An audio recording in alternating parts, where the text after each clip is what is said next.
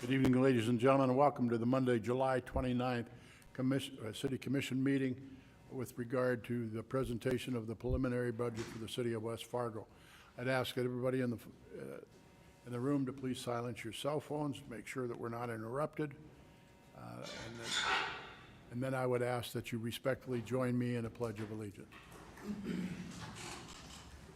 I pledge allegiance to the flag of the United States of America and to the republic for which it stands, one nation, under God, indivisible, with liberty and justice for all. Thank you. Madam Secretary, would you please call the roll? Commissioner Jorgensen? Here. Commissioner Islandel? Here. Commissioner Dardis? Here. Commissioner Olson? Here. Commissioner Anderson? Here. Let the record show that all commissioners are present. Next order of business is item number 4, is to approve the order of the agenda. It has been distributed and it is in front of you. So moved. Commissioner Olson moves to approve the agenda as presented. Is there a second? Second. Commissioner Anderson seconds. Been moved and seconded to approve the order of the agenda. Is there any discussion? Hearing none, all those in favor, please signify by saying aye. Aye. Opposed? Motion carried. Next order of business is the review of the 2025 preliminary budget. At this time, we call on City Administrator Dustin Scott for that presentation. Good evening, Mr. Scott, and welcome. Good evening. Thank you, Commission President Dardis and Commissioners. Well, it is my pleasure to stand before you tonight and walk through our draft of a preliminary budget for 2025.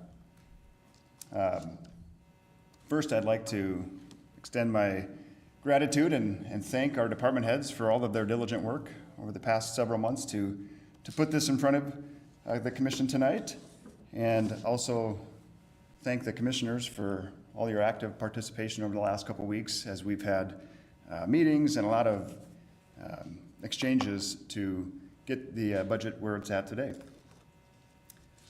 So I'll keep this relatively informal. If you want to chime in at any point and ask questions, feel free to do so. With that, I will get started. First slide here is just a timeline of where we've been here this past week and then where we're going. So as you know, last week we conducted individual meetings with each commissioner to review the draft preliminary budget, received feedback, lots of feedback, and have made the adjustments, and that's what we'll be going through tonight. Looking ahead, August 5th is our next regular commission meeting, and that is where we will request approval of the preliminary budget.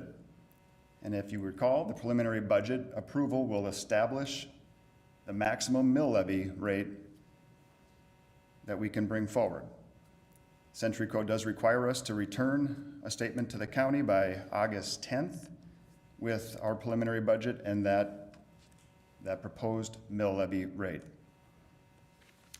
Also at that meeting, we do need to schedule a budget hearing. It needs to occur after September 7th and before October 7th.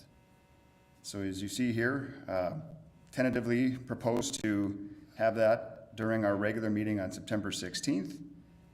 And again, that is the opportunity for to hear any protests and objections on the preliminary budget. The next date here, I've indicated September 30th to just be another opportunity to have a public review meeting of the draft final budget. And based on some recent discussion with commissioners, I think we'd be looking to schedule that for September 23rd. And then also have potentially other items on that agenda as well, specifically things like approving invoices so that we don't get too far behind. That's sometimes a challenge when we have 5-week months like September, in that we end up with a 3-week gap there before approving invoices. So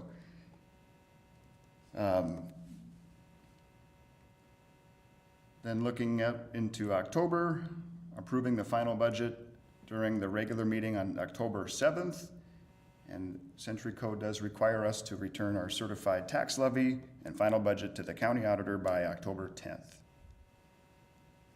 So while things are kind of real busy right now with review meetings last week, tonight's meeting, and then a preliminary budget approval next Monday, we do still have another couple months worth of budget process and plenty of opportunity to continue to refine the budget prior to bringing something forward for final approval.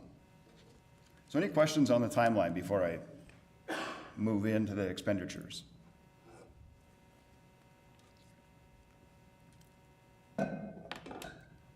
Okay. So this slide here, just outlining some high-level assumptions that were made in preparing the preliminary budget, starting with our expenditures, and first and foremost, our cost of living adjustment. You can see here off to the right-hand side, there's a table outlining the last 7 years worth of COLA that have been provided. And as of May, the consumer price index was at about 3.3%. So just to help gauge a metric of where a cost of living adjustment could be. And so for the purpose of this budget, we did assume 4%. And you'll see in a couple slides what that looks like in terms of dollars per percentage point. Other assumptions on expenditures. Right now, we're assuming a 10% increase to health insurance and benefits. Our HR director, Sarah Gosevich, has some indication that that'll be a little lower, but we're still waiting to receive final word. And for now, just to be conservative, assuming a 10% increase. Same thing with workforce safety insurance. For now, in the budget, we're assuming a 10% increase. And then last, we do have cost allocations, and those are things like moving money from the water fund to, say, the finance department because they have staff that are specifically working on utility billing. Those types of cost allocations we did increase based on some of the above escalations. Moving into revenues, so the value of 1 mil has increased by 6%, up to just over $271,000. The budget that you'll see in front of you, we have held the mills constant with the exception of the library, in which the library board did approve a preliminary budget with a 0.8 mil increase for the library. And you'll see that further down the presentation here once we get to the revenue slides. Utility rates. We are proposing utility rate increases to get us in line with where we were proposing to be back in 2020 when the commission adopted the utility rate study. And so those revenues are being forecast in this preliminary budget. Along with the rates, Fargo is proposing some adjustments as well, and so that is also being factored in our revenues. And those rates that are forecast in this budget are the rates that were proposed by the individual department, sanitation, water, sewer, right? Yes, yep. Mr. Anvik has been working very hard on all of that and has a lot more detailed information that he can share and answer more questions, but yes, he has looked at each of the enterprise funds, sanitation, water, sewer, forestry. Commissioner Sundell has a question for you. I just want to confirm, so Fargo pass-through, whatever you've assumed on the utility rates, we're not just assuming a pass-through utility rate increase, correct? We're using whatever Fargo's increasing and then something on top of that. That's correct. Okay. Yes. That's a great question. We're not, in the studies that the utility rates are brought forward, they are not passed through for what Fargo's going to charge us. That's correct, yep. They are over and above. Yep. Which we need to get those enterprise funds healthy. Absolutely, yes. All right. Yep, that is very good to highlight that. The last few bullet points here, state aid and highway tax are being held at 2023 levels, according to the information we've received from the League of Cities, who keeps a watchful eye on that. Franchise fees, as you recall, were increased up to 4%, and we are also continuing to look at increasing various permitting and licensing fees that we have throughout the city. Last, there is projecting a 3% increase in our sales tax. Yes. No, but did you want to talk about the franchise fees on when they were set, so we knew ahead of time what they were certain of? The franchise fees, there's only one of them that's been initiated thus far. Is that not correct? Well, there's several franchise fees that have been approved to increase, but only one of them have actually made it all the way through the process to where we're now starting to collect the revenue. North Dakota Century Code requires a very itemized process that you have to follow, and it takes 3 to 4 months in Sure. order for them to become engaged. To your question, we're not collecting all of those increases thus far. Right. There's speculation still. I believe only correct. XL Energies has been, Their gas. is in process. Yep, XL and the gas. Yep. Okay, thank you. When you guys are talking, sorry to interrupt, when you guys are talking, can you talk into the mic, because I can't hear anything? We are you, streaming on Emily. YouTube. That's what Emily's back there monitoring, so. And so last, again, I'll just reiterate, we're forecasting a 3% increase in our sales tax collections. So, any questions on the general assumptions? Commissioner Anderson? Where did the 3% increase for sales tax collections come from?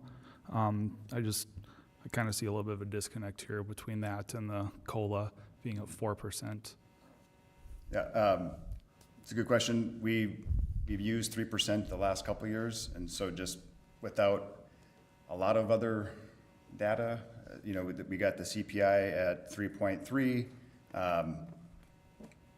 We can certainly increase that 3% to 4 or 5. It's just, we're just kind of sticking with what we've been doing the last couple of years. I have a little reference for you, if I can, from being on the Finance Committee for the diversion. We monitor that very closely, what our sales tax collections are for the county and for the city of Fargo, because that's our backstop money. The sales tax collection has consistently been running over 4%. Okay? I think total overall sales tax collections for the diversion in 2023 were 11% total versus a projection of a 2.5%. We even go more conservative than what West Fargo does. So my point that I'm trying to make, Commissioner, is that a 3% is relatively very conservative. So, Yep, and that's where, I was just gonna echo that too. A little bit of a conservative approach. COLA, obviously being an expenditure, having that starting at a 4% versus lower is a conservative approach, just like with the 3% instead of a 5, it's just keeping things on a conservative level. We could certainly look at providing the revenues that have come in over the last several years and add that information just to get another point of reference. So Yep. I don't have that off the top of my head. Yep, thank you.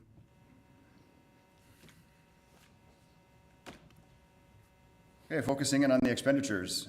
This is by all of our departments and categorized into 3 fund groups. So off to the left, our general fund. The general fund encompasses the majority of our departments, as you can see here listed. And you can see at the very bottom, I'll just touch on the total, roughly a 12% increase from 2024 expenditures. Note below there Mr. indicates, yep, We have an incorrect date there where the asterisk is, as published October 2 of I was 24. wondering the same thing. Is that July Should that be 2nd? 23?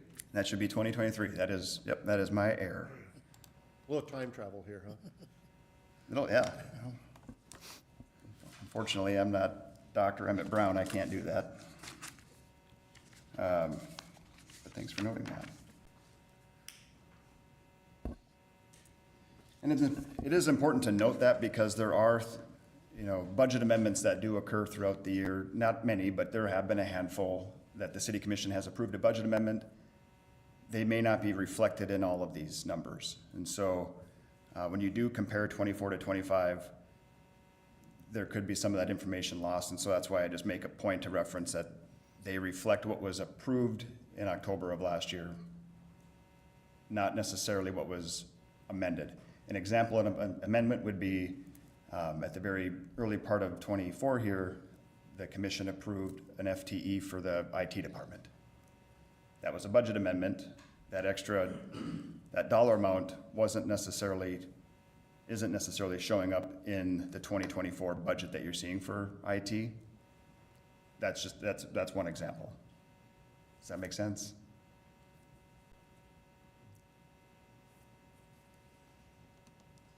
So you have all of the budget amendments through October. So anything that would have been amended in a budget to calculate a percentage increase off of is accurate through October of 2023.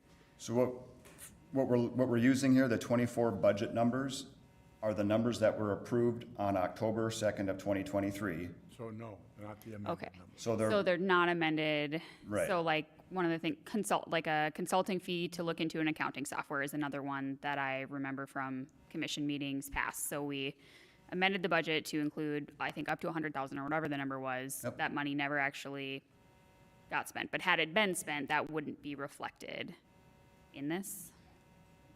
So the budget, if that particular one, I think we had proposed to use reserve funds for it, but if that was, say, an approved amendment to increase the budgeted expenditure amount for the finance department, my point would be is that it's not reflected in here. So if the finance department shows a budget in 24 of $695,000, well, if the commission said, okay, we would amend the budget to add $100,000 for this study, then really that number should say $795,000.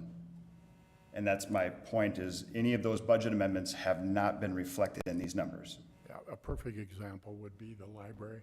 Yep. Last year when we had to make an adjustment, and I'm sure you were monitoring our meetings as a candidate, so that would be an example there that we adjusted it, 86,000?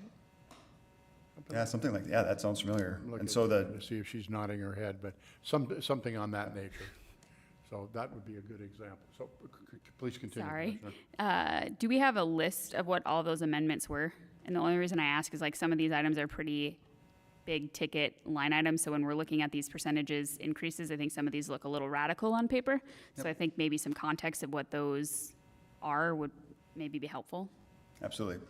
But we will be looking at providing that information hopefully this week. I just had that conversation with our finance manager, so, or I should say our senior accountant acting as our finance manager right now. Thank you.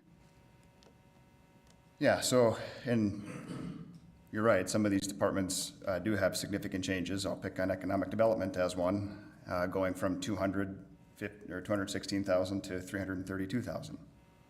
A lot of that is adding one staff.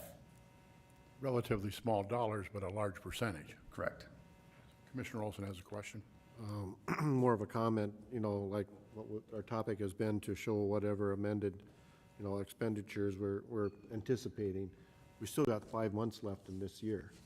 So even though we could know what we added in the first 6 months or so, 6+ months, it isn't going to, whatever we decide now isn't going to reflect what could come through the door in October for a budget amendment. So I understand, but it won't be 100% accurate. It'll have to keep, it's a moving target kind of at the end of the year.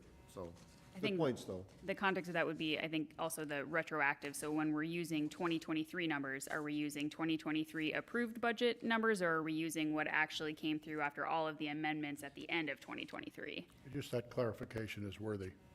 Yeah, it is. Absolutely. But there could still be more amendments made between now and December 31.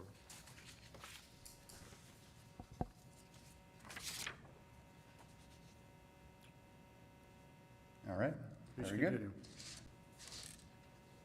So on the right-hand side, we've got two categories. The first one being other levied funds. And so these are just, they're not tied together, they're three standalone departments, if you will. The first one being the Airport Authority, who has a budget of $185,000 that they are maintaining for 2025. The Fire Department showing an increase of 11.6%. And then the library showing an increase of 31.4%. And I will add the caveat with that one, there is a request pending that will be brought forward to the City Commission to consider $250,000 of capital improvement sales tax to be financed towards two of their projects. One, replacing the carpet at the current facility, and two, fitting up their satellite location at the new City Hall. Okay, and then our utility funds, sanitation, sewer, water, forestry, vector. So when you think of the utility funds, these are the funds that show up on a resident's utility bill. They are primarily financed through our utility revenue and are kept in their own bucket, if you will. There are some substantial increases there. Some of that is relating to some staffing requests that we'll get to here shortly, and some of that is relating to some additional equipment. And then there's also, as we continue to abandon our lagoons, for example, we are sending more sewer to Fargo, which costs more money. So there are a number of factors that go into these numbers, and I would defer a lot of your questions to Matt Enbick, as he is the one with all the detailed information. And so just kind of on a holistic scale, comparing 24 to 25, we're at about an 18.6% increase. And I did add a note below that, the impact of our review meetings with commissioners last week. We've come up with over $1.5 million of reductions from what you saw last week. So last week you saw 2025 total expenditures around 72 million, or 71.5-ish. That has come down to what you see here tonight. A lot of that work, or a lot of that reduction, came from the various public works related departments. And so thank you to Mr. Anbick for already starting to refine what the requests are for 25. So any questions on expenditures? The next slide I have is going to start going into the new staff. Okay, and we can always go back, just let me know. So requested new employees. So this does not include our open positions. So for example, we have an open position for a finance director that we are really working hard to fill, but those open positions, they're already budgeted for. They're not included in this list. This is only new positions that would be added then to the budget. There are a total of 22 FTEs, full-time equivalents, and they are grouped kind of similarly here, where you got the general fund up the top, and then utility funds, and last, the fire department. So you can see a number of staff requested there. Police department adding 5, that's a significant add, but very, very much needed for our public safety. Street crew, or a street department, adding 5 positions. That is to bring on a new crew that can really help with a lot of the street work that we have in town. That kind of work really helps us start to look at ways to keep special assessments down and save on just total project costs when we can do them internally. So that's where those are being proposed there. 2 in sanitation, 2 in forestry, 1 in water, and then 3 in the fire department. And as Chief Fuller mentioned last week, that's an effort to get to the plan of having a certain number of staff per shift to meet the service demands. Those guys are the experts. I'm touching on a high level, but if you do have specific questions, they're here to help answer, so. Total cost, as you can see there, is 2.2, nearly 2.3 million. And there is a note down there that just provides an average cost for each new employee. We assume about $27,000 for benefits. To be conservative, we assume that everyone will take a family plan. That isn't always the case, of course, but in the effort of bringing forward a conservative budget, we plan for everyone opting to use our family plans. Commissioner Zundell has a question. On the total salary and benefits increase, are these numbers only for the proposed new employees coming on, or is this a salary benefits increase with the proposed 10% health insurance for all of the other employees and a 4% COLA? This is just for the 22 new employees. So this would be just the new Correct. starting employees, assuming we started them fresh, and their benefits. Yes, and they take a full family plan. One of the commissioners early asked the question, could we see the job description of the Economic Development Coordinator and the Human Resources person, the Recruitment and Development Coordinator?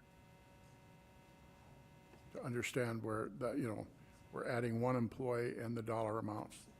The question was posed to me if I've seen those job descriptions, and I have not. So, and I realize that HR would have those readily available.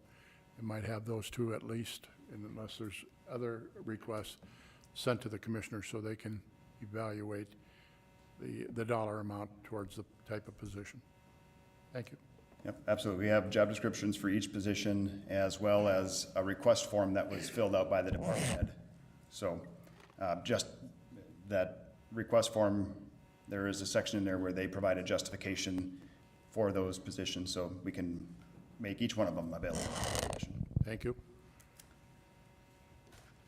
Okay. So now, getting back to the COLA, this slide here is showing, what it looks like for a 2%, 3%, and 4% COLA. Those dollar amounts under each of those are the total staffing and benefit numbers. The cost per percentage of COLA is around $310,000. So going up or down, you're going up or down $310,000 per percentage point. So that's, I got a question too. Zundell. All the questions, sorry. Yep. Are these numbers assuming we add all of the employees?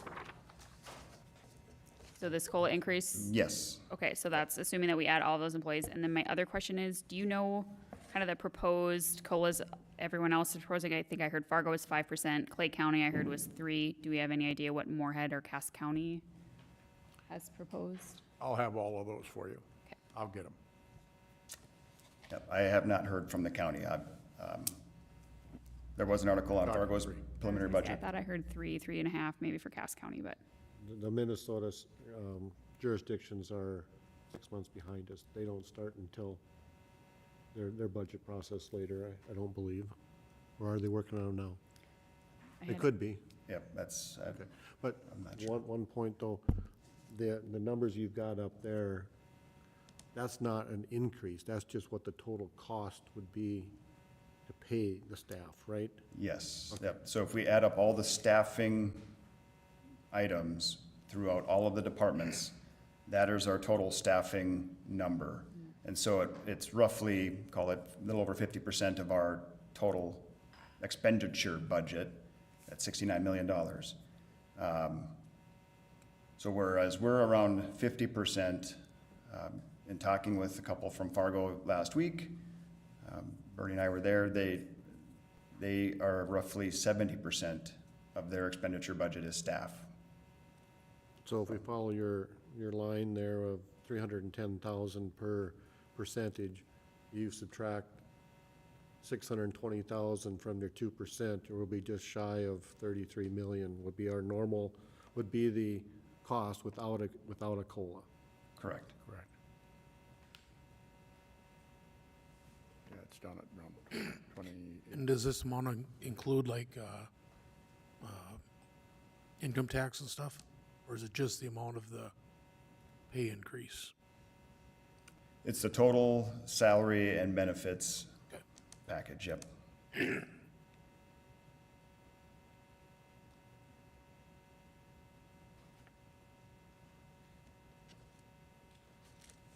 please continue. Okay. So now we'll jump into the revenues. A little more exciting topic. At least for me, anyway. So how are we bringing money in? Of course, we have our mill levy. And as I mentioned before, this chart, as you can see in this chart, we're not proposing additional mills at this point within our general fund, fire, airport. And as I mentioned, the library board did approve their preliminary budget with a 0.8 mil increase. And to clarify, the library board did approve a mill increase for their revenues. Yes, Suggested. This board, the commissioners, we still have to approve that. So that's coming forward, that's not a given. That's at our discretion. Thank you. that's right.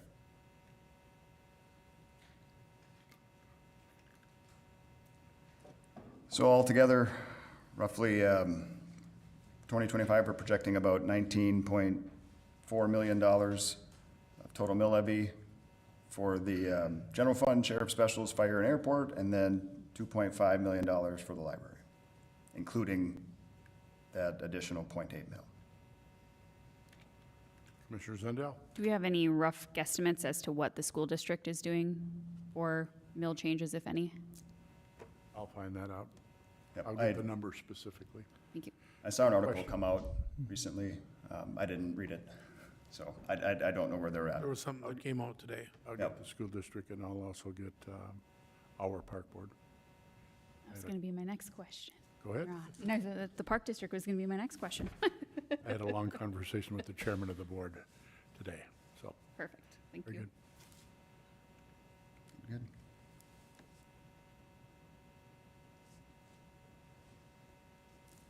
Okay. So slide really is just kind of an example slide of the impacts here. We've got a median sale value increased from 325,000 to just shy of 340,000. You get down to the bottom there, you'll see that the property tax increased from $1,166 to $1,232. And again, that includes the 0.8 mil increase.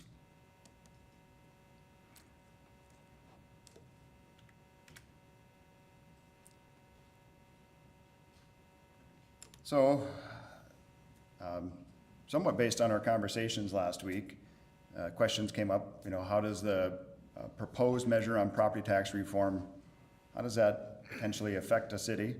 And so kind of coordinated with our city attorney, John Shockley, to put this slide together, just to give a little high overview. Don't want to get too far into the tax reform discussion, but just for the commission to understand that the proposed measure would eliminate the use of property tax to generate revenue for the budget.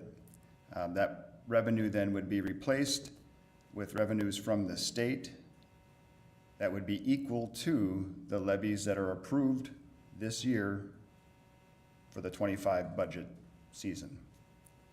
So for example, if we approve our budget this year with no mill increase, that $19 million and $2.5 million for the library, the total revenue there would then be replaced through revenues from the state to be apportioned out at some point. I don't know all the inner workings of that, so that's where I'm staying high level.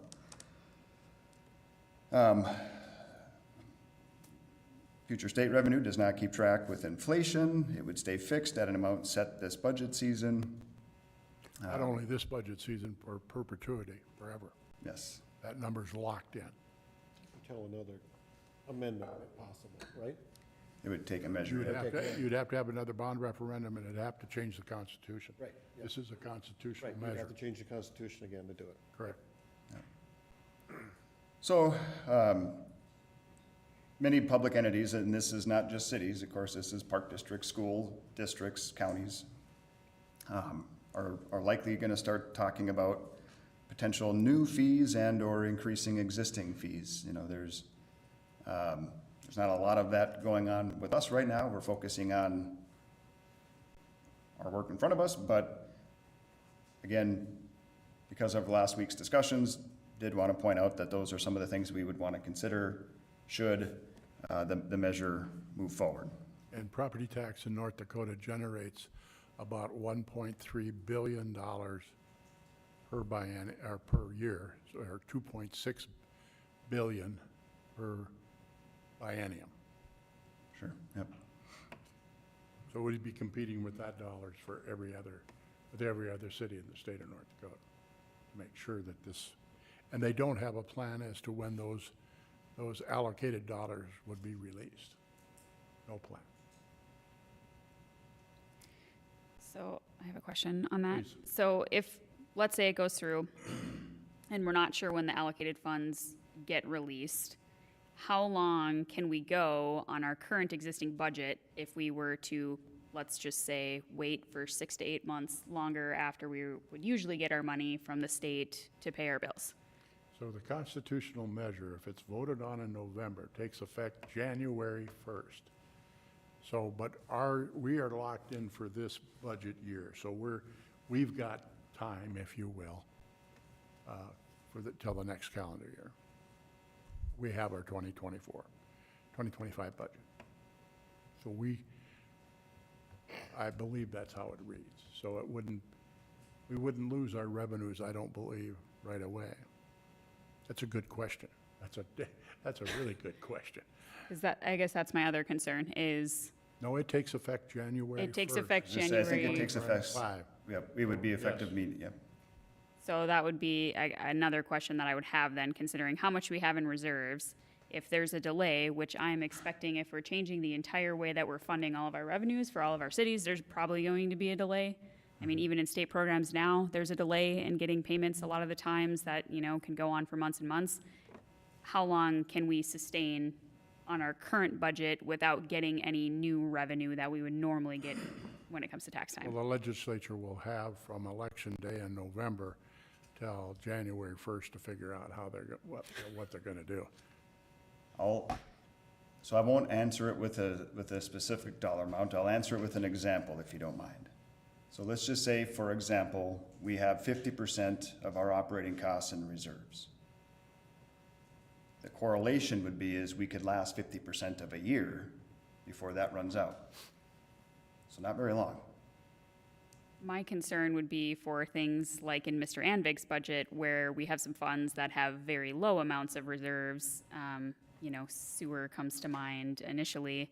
So are we protected in the case that happens, where we have the ability to transfer money from our general reserve to something like a sewer fund? Are we allowed to do that? So there's accounting law to transfer money out of an enterprise fund into a general fund, there are laws on that. Now, the sewer and water and sanitation revenues are from our utility fees. Those are not going away. So we would continue to collect our utility revenues to finance those funds, but our general fund, things like All of the other well, employees that yep. are not in a separate fund? Okay. Our general fund, our fire fund, our library, they rely on the mill levy.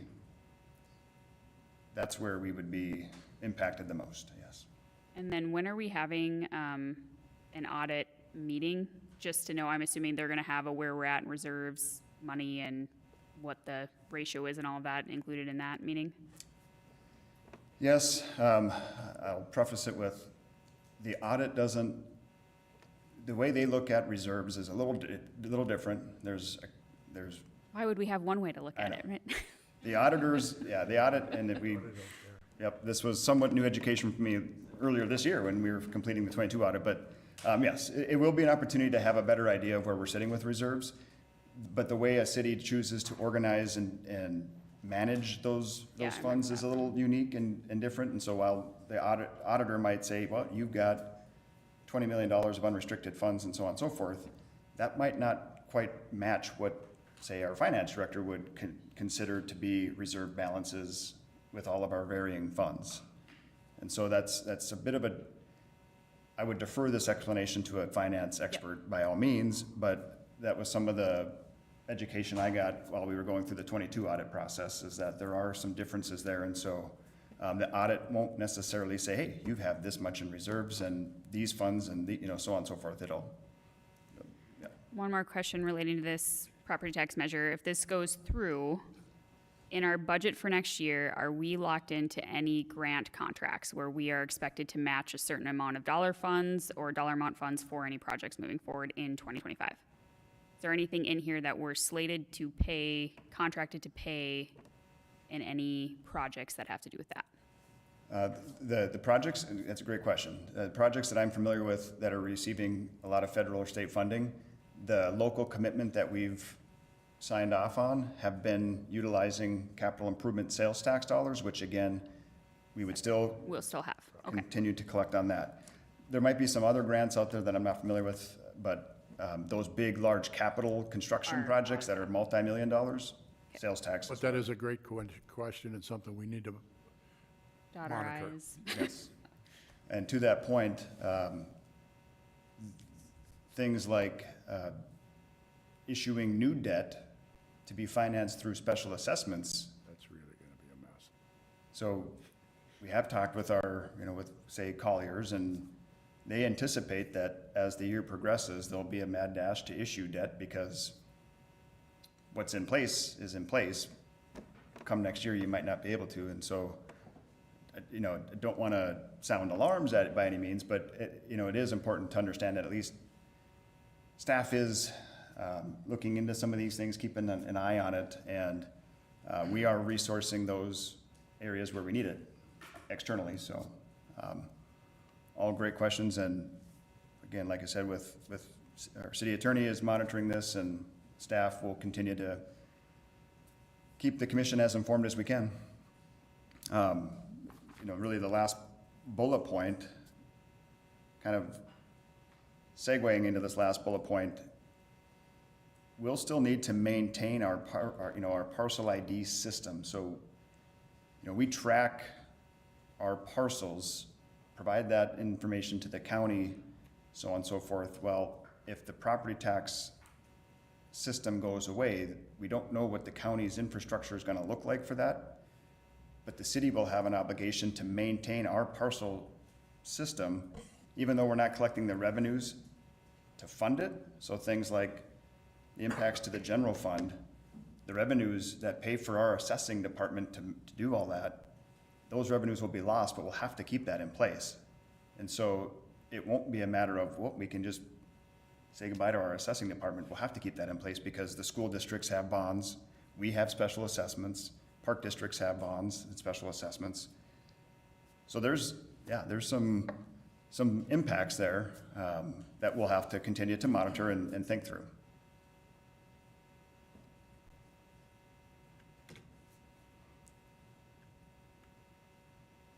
Okay, so moving forward, a listing of other revenue sources that come into the general fund. There is an extensive list. A lot of these things are things like licensing, permitting fees. There's administrative fees, so on and so forth. All of these are revenue sources into the general fund.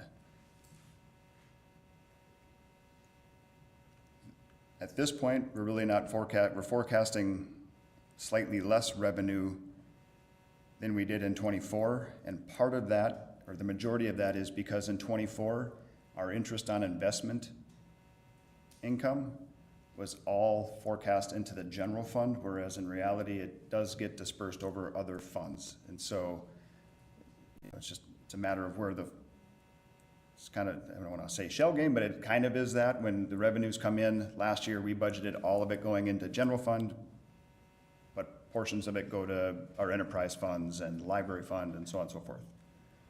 And so that's why you're seeing a somewhat of a big difference there.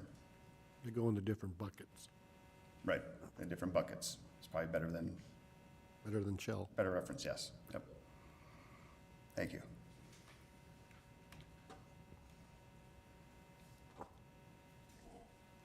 So, adding some complication into the government accounting get to be things like transfers and the various transfers that occur from one fund to the next.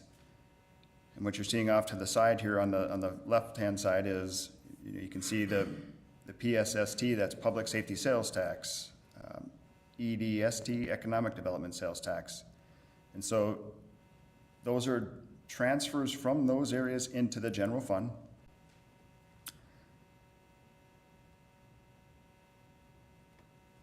In the middle there, fire, library, airport.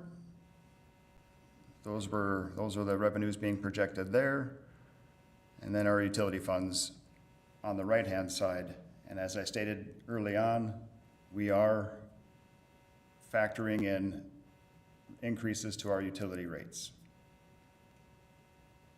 So a question for you. With our public safety sales tax and designated for fire and police, so now if the chiefs have a line item budget in their budget for whatever, okay? How do you and/or the chiefs determine whether that's going to be regular funding mechanisms that pay for that, or you decide? What's the process of when you decide that you're going to use the public safety sales tax for that line item? And the same goes with economic development. Sure. So both Chief Nielsen and Chief Fuller proposed their line items to be funded through the sales tax. We will see that in a couple slides. And the approval process is really, it's with the commission.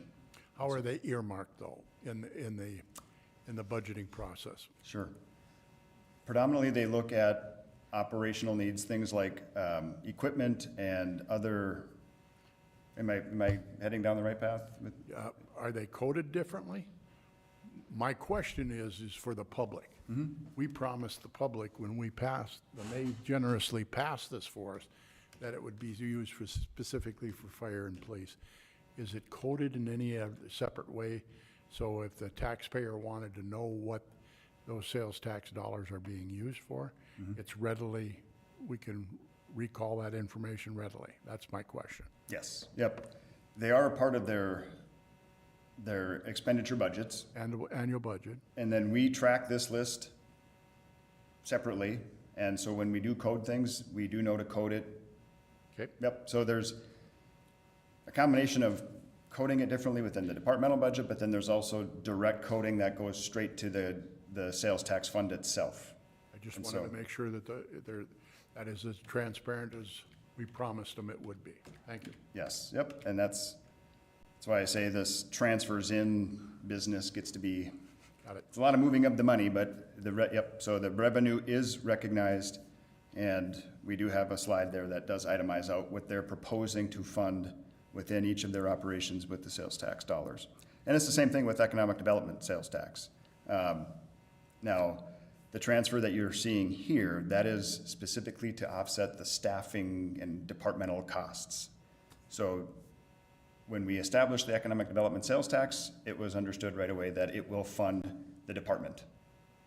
Staff, equipment, office supply, the full department. It also finances other areas for economic development, but what you're seeing here is that $332,000 is a revenue from the sales tax into the general fund, and that helps pay for that department. Commissioner Zundell. I know we've talked about this in regards to just the general fund balance, but is it possible to get a close enough guess as to what's in all of these additional funds? Like what is in our public safety sales tax fund, what is in our economic development fund, what, you know, all of the sub-funds that we have. Yes. We have numbers that are close enough to go over at some point. Yes, we certainly can. Yep. Thank you. Some of those we are waiting for the 2023 audit. It is, that is one aspect. Within an audit process, speaking of transfers, there are a lot of transfers that occur, so on and so forth. So then we wait until that's done to have a better handle on our bottom line.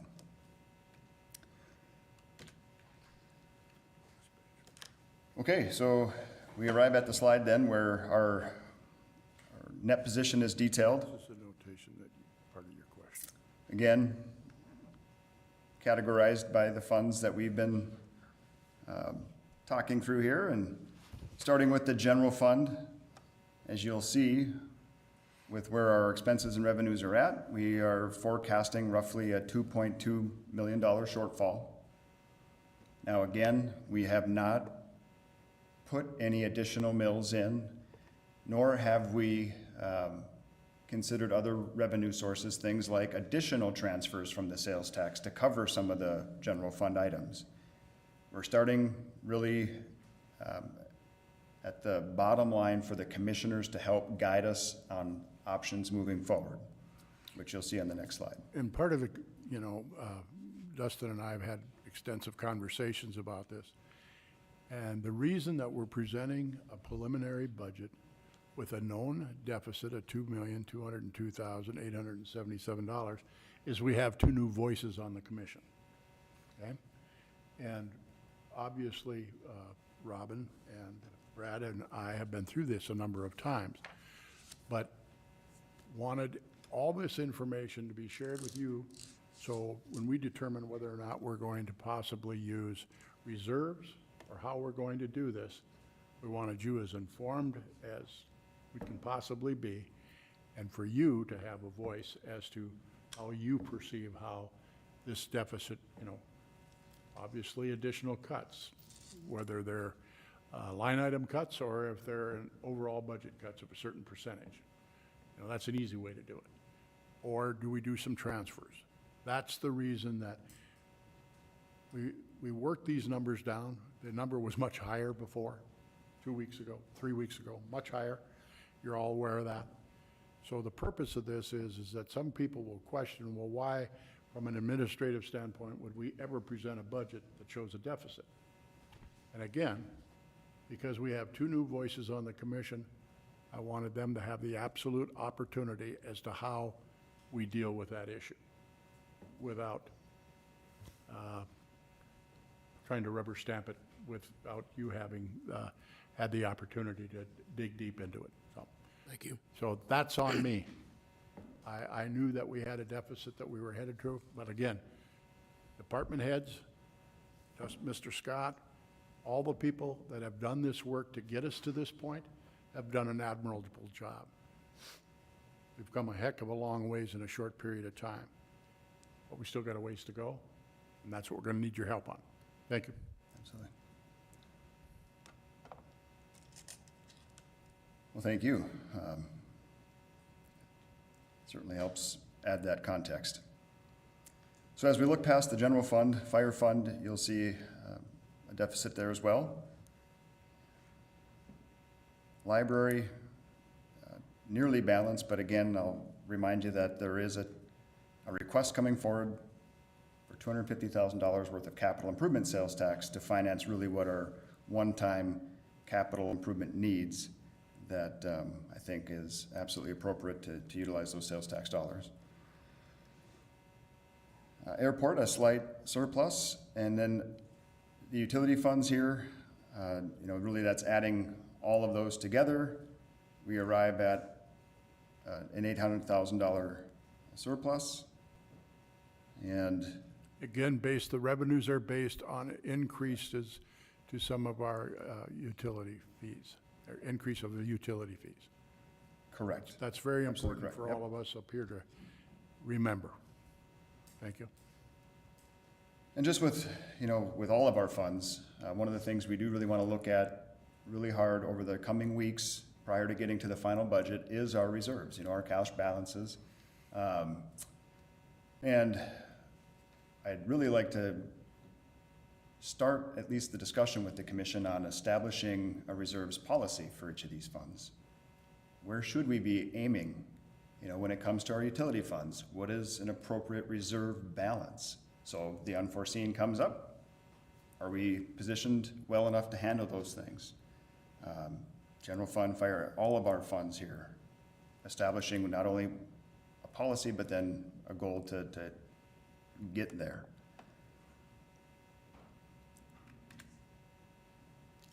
So, like Commission President Dartis said, we have a lot of work to do yet. We understand that. The options to address where we're a little short right now, obviously we have to look at our expenditures and continue to target those areas that could be reduced. Take a look at our staff requests. We did hear some comments over the last couple weeks with our discussions that, there are some questions there. So we'll start by, of course, getting the job descriptions out to commissioners and the justification forms that the department had submitted. Beyond that, it's looking at additional revenues. And along with the revenues comes, we do have the sales tax funds. You'll see in a slide here that, are there other items that could be funded through, whether it be the public safety or economic development sales tax and capital improvements? There is the reuse of reserves. And then, again, as Commission President said, what are the ideas and directions from the commissioners? So, we don't need all of it right now, but as we continue to work towards not only the preliminary budget meeting on October 5th or on August 5th, but into the weeks afterwards before we bring forward a final or a draft of a final budget. So, Mr. Scott, Commissioner Zundell has a point. I think when we were talking in our meetings, we talked about maybe just discussing what our mills have done over time, because I think it's probably important to put in context if we are looking at mills, outlining that we've been decreasing mills over time as a city and working very, very hard to do that. I know that was something I encountered, probably very misconception on the campaign trail, was everyone talking about how we're increasing mills, and we haven't been. So I think that would be a good refresher for everybody to see. I'm wondering if it's possible, and I don't work in government finance, so I don't know how difficult this request is, but similar to doing something like what you did with the COLA, is it possible to see what a change in mills looks like? So what does a 0.5 change in mill look like in a budget? What does, or however you break that down, just so we see the impact of what moving something up or down. A perfect example was last year's budget in 2023. If you look at the 2023 budget, we went down less than a mil, but it reflects on what that impact it had. So that's a good point. That should be relatively easy to do. Mm-hmm. Keeping in mind that when the taxpayers of West Fargo get their statement, it includes the West Fargo Public Schools and the like. And there's been some movement, I believe, on the school side. And I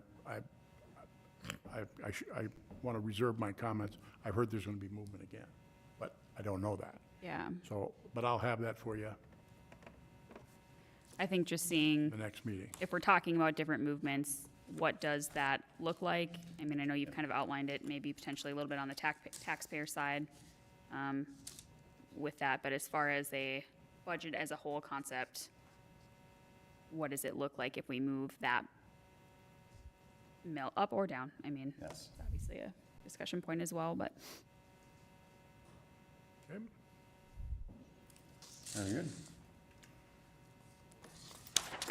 So kind of along that line, slide here showing impacts. So if we were to look at using mills to fully cover our deficit in the general fund, we would be looking at a roughly an 8.5 mil increase. So the impact on a median sale home of $330,000 or $340,000 would be $130 a year. Another way to look at that is we're talking roughly $38 per $100,000 of value. So we can certainly modify this into having more of that, call it an à la carte type slide where it shows varying options, but this is kind of getting to that point a little bit. Similarly, in the fire fund, if we needed to cover their deficit completely with mills, it would be, again, nearly 8.5. So add those two together, and it doesn't, we'd be looking at roughly $260 a year for a $340,000 valued home. Just for our portion, It's just for ours. just for our portion. Does this, and this wouldn't include the library either, these numbers? No, this is just looking at the general and fire fund. Yep.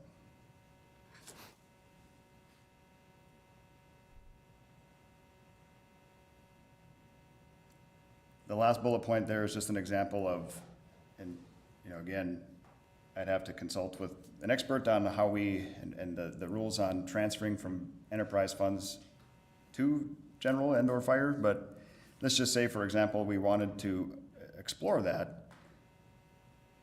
We could do a 10% on top of what Matt already has factored in, add another 10% would be another way to address those deficits in general and fire fund In their entirety. in their entirety.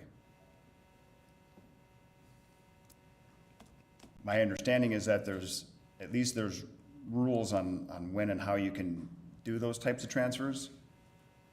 But just in the sake of, for discussion, assuming there is a possibility there, that's what it would look like. Add 10% onto what Matt has already factored in. So if you looked at, if we would go with both of those increases, roughly $260 a year, if you had a mortgage on that $340,000 home, it'd be about $22 a month payment. Extra, just for the city.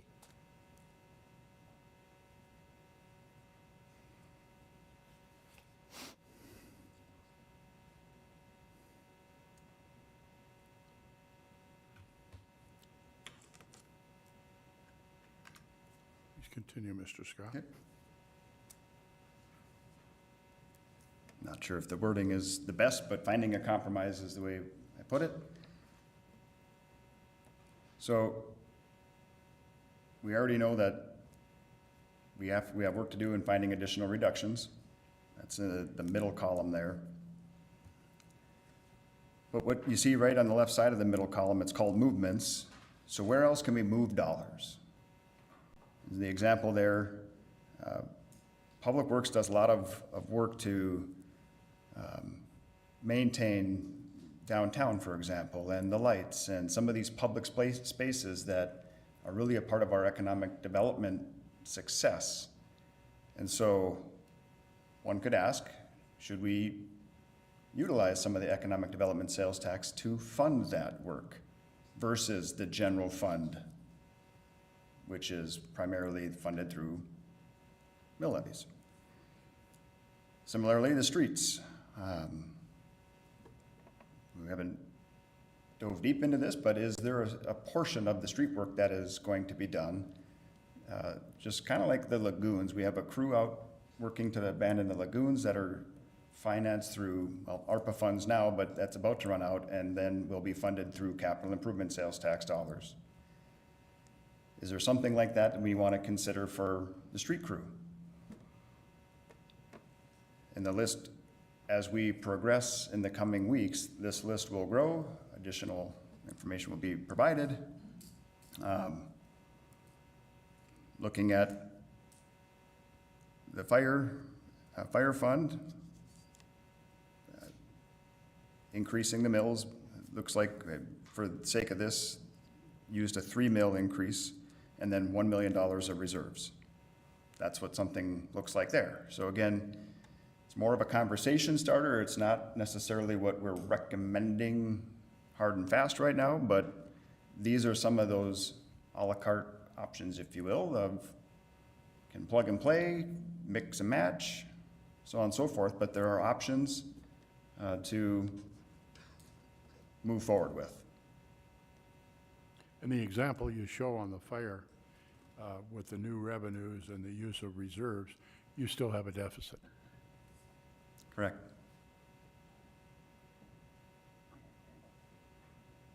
Yep, so instead of a 3 mil, that would be roughly add another 1.7 mils and we'd be there. So a 4.7 mil with $1 million reserve, and we'd be there.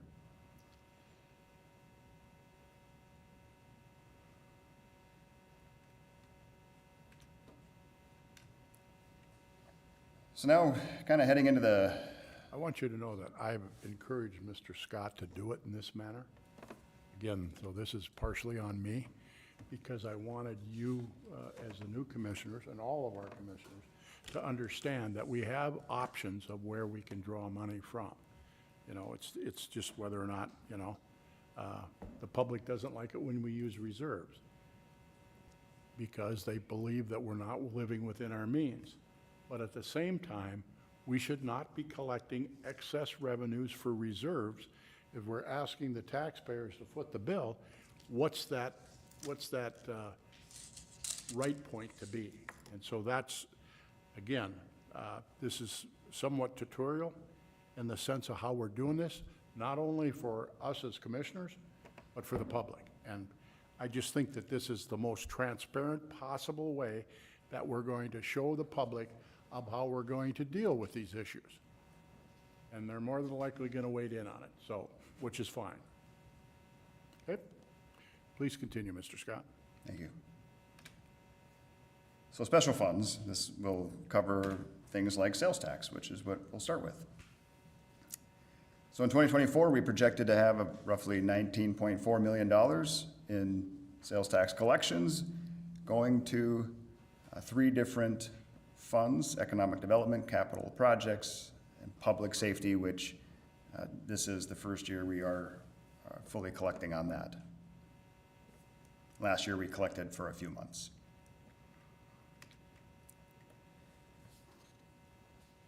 So again, planning for roughly a 3% increase is landing us in the just over $4 million of revenue. You'll see there is a difference in revenues between economic development and public safety. The sales tax collections are not the only source of revenues. There are a few other things. Economic development does take in a little bit of lease payments and a couple other itemized things there, versus public safety, which really only also has interest that comes in. So that's why you'll see a difference despite both being at the same rate. Mr. Hansen had done a fabulous job walking through the capital improvement plan. And so there's a lot of detail that is out in front of the public with our capital improvement projections. As he did note in his presentation of that we are looking at spending more dollars than are coming in with the sales tax, at least for 2025.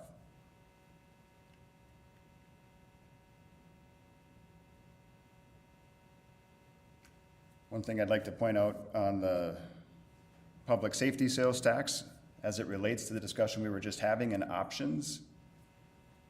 Well, from what we're showing in an itemized list, which I'll get to in a few slides here, we still have about $1.3 million of call it unspent dollars for 25. So you You're take, not encumbered anyway. no, Okay. nope. Can I ask a clarifying Commissioner. question on that? I was not here for the full intricacies between how we funded the fire hall versus police. Are we ensuring that the police budget is getting roughly a 50-50 split, or how are we accounting for where the money coming in from, how it gets dispersed? Well, probably against my better judgment, I'll make a joke and say that they arm wrestle for it. Okay. No, so there is a call it a sources and use sheet, kind of like the capital improvement plan, but a way to look out for the next 10 years on how we're spending those dollars, and we are trying to keep it as close to 50-50 as we can. Of course, initially here, with the new headquarters, we have a $700 and some thousand bond payment, and so, 760,000. yep. So it is a bit lopsided right now. But we are tracking that, and one thing that I have not done in some time is to sit down with them and look at our 10-year plan to make sure that not only are we forecasting anything new coming in, but are we in agreement on how these dollars are being spent. And Chief Nielsen, this is to try and get you to smile. You've been kind of stern all the whole meeting. And the police department is monitoring the numbers too.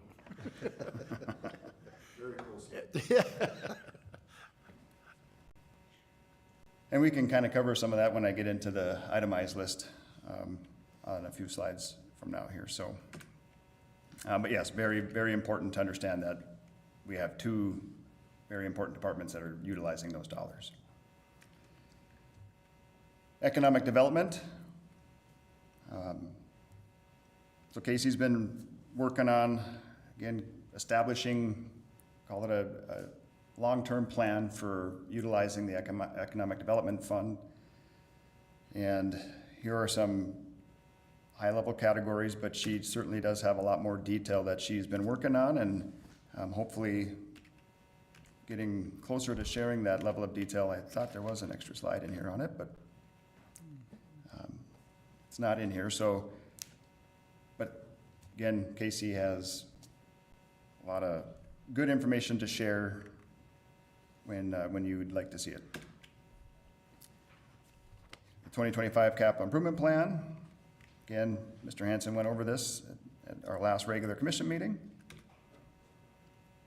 So I'll breeze through that and go back to the public safety fund here, specifically because we still have a department with a shortfall, and it is really where our discussion has been focused here. So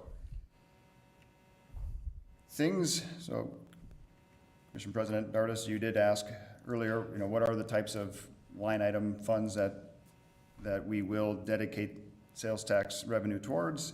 And it includes things like uniforms, the building and grounds, furniture and equipment, vehicles, weapons, ammo, maintenance, body cameras, those types of things. What you didn't see on that list is things like staff. Not to say that it can't be included, but it hasn't been so far. We have not used sales tax dollars to fund the staffing operations to this point yet. Commissioner Zundell. Have we used any of these dollars for training? I noticed training was kind of a higher ticket item Well, on the separate spreadsheets. Have we ever transferred anything over for training, or is there anything saying we can't? well, that's a good question. I don't believe, the way the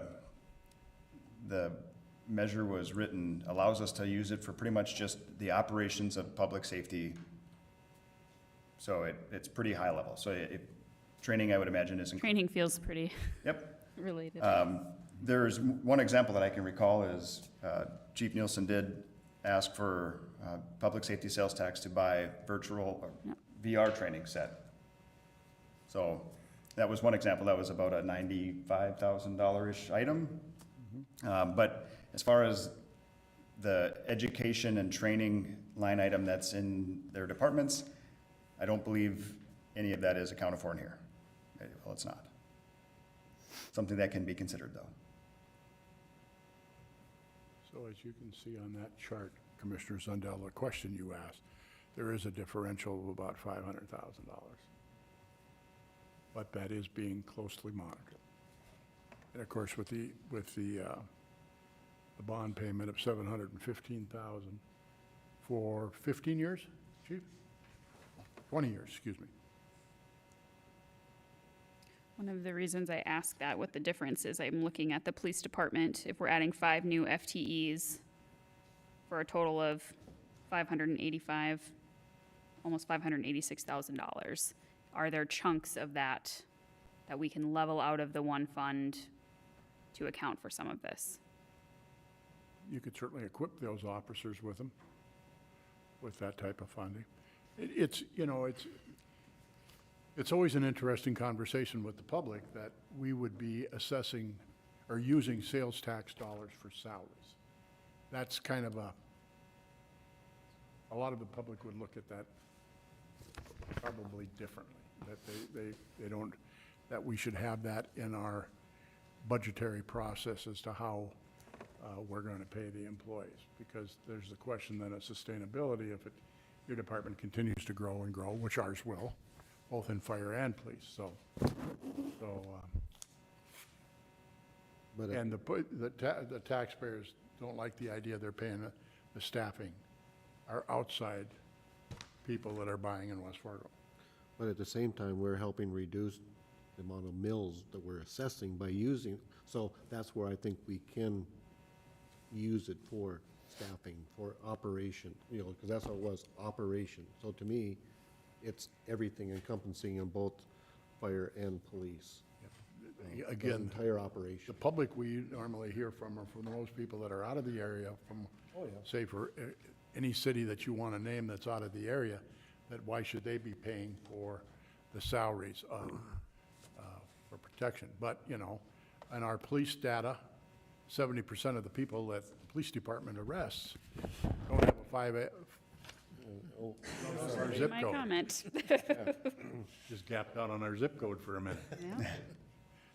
Too many numbers in your head. So there's data both ways, so. Yep. Please continue, Mr. Scott. Thank you, and, you know, I would say that we certainly want to look at this $1.3 million that's sitting here and spending that down before we start increasing mill levies, for example. But we will do that in a collaborative process with the chiefs and the commissioners, so. I couldn't agree with you more. Certainly, research all the avenues that are possible before we raise mills. Absolutely. So really just a couple slides left here, and we do have a handful of miscellaneous funds that are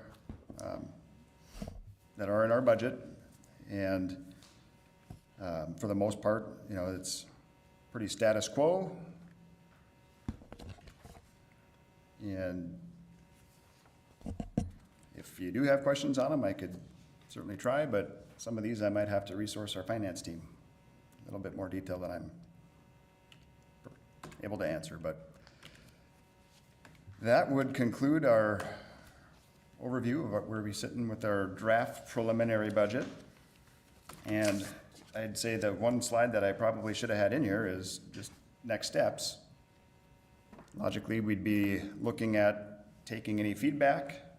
We've been receiving feedback, but taking a look at that feedback here over this next week, incorporating what adjustments we want to make prior to bringing the preliminary budget forward for approval on Monday night, a week from today.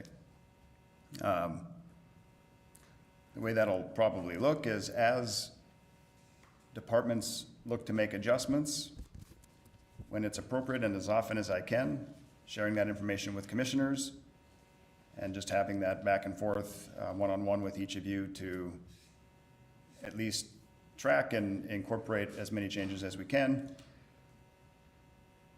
I'll reiterate that the purpose of Monday night in improving that preliminary budget is establishing a maximum mill levy. From there, we have a lot of time to continue to refine the budget down. We just can't go up in terms of a mill levy. So beyond August 5th, we can no longer talk about adding mills. That will be set once the preliminary budget is approved. I guess with that, any final questions, and not only for me, the experts are in the room here, so feel free to resource them as well. Commissioners, any additional questions?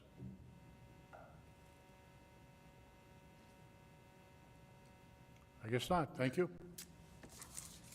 Thank you.